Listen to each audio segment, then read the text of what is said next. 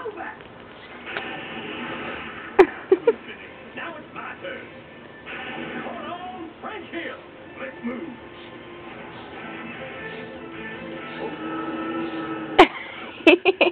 So with your sight, you control the powers of the supernatural. Carrie. That makes me happy. Carrie. You go to the bathroom. Jurassic Creek. But I don't have to go. You will when you get there. If you'll excuse us, friends. You're better not go in with Slither. What do we have to do? Oh, Carrie. We don't. We just have to get away from that bag of balls. Why? Because we need to get that light. With that light, I will rule the universe. And there would be nothing that I know the boys old Billy could do to stop me. What